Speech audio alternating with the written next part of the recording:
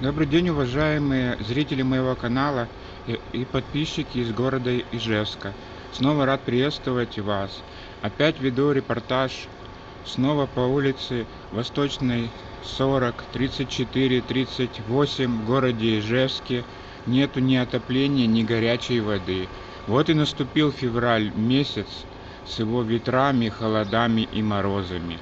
А жители домов по улице Восточная 34, 38, 40 опять страдают от отключения благ цивилизаций. Чиновникам городской администрации до страданий жителей нет никакого дела.